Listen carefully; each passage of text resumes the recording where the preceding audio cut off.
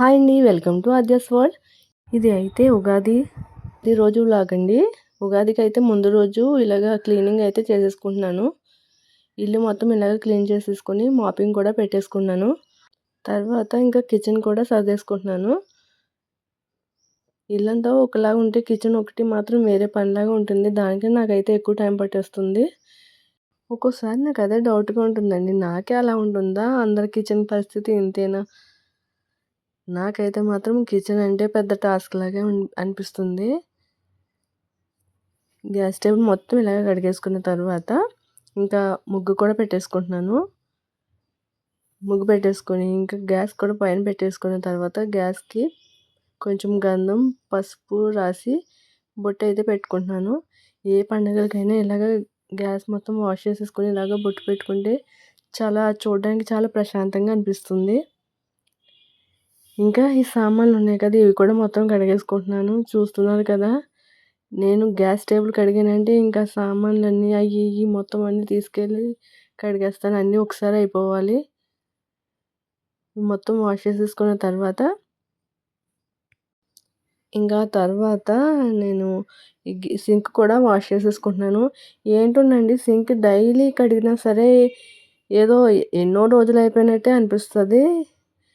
తర్వాత ఇంకా గడపకైతే పసుపు రాసి ముగ్గు పెట్టేసుకున్నాను. ఇంక ఇదైతే ఉగాది రోజు మార్నింగ్ అండి. మీరు ముందు చూసిందంతా ముందు రోజు చేసుకున్న పని అన్నమాట.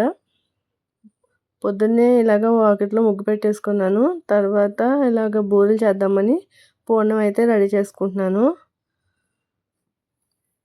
ఒక పక్క పూర్ణం రెడీ చేసుకుంటుంది లోపు మినపప్పు అవి కూడా ఎర్లీ మార్నింగే నానబెట్టేసుకున్నానండి. అవి కూడా నానిపోయాయి. పూర్ణం చేసేసుకుంటే ముందుగా ఇది చల్లారే లోపు మిగతా పనులు చేసుకోవచ్చని ముందుగా అయితే అది చేసేసుకున్నాను.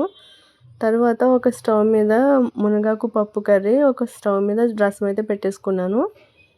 ఇంకా పప్పు కూడా కడిగేసుకున్నాను. గారెల పప్పు బూరెల పప్పు రెండు కూడా ఒకదాని తర్వాత ఒకటి గ్రైండ్ చేసేసుకుంటున్నాను. తర్వాత ఇక్కడైతే రైస్ కుక్ అవుతుంది. ఈలోపు పిండి అయితే రెడీ అయిపోయిందండి.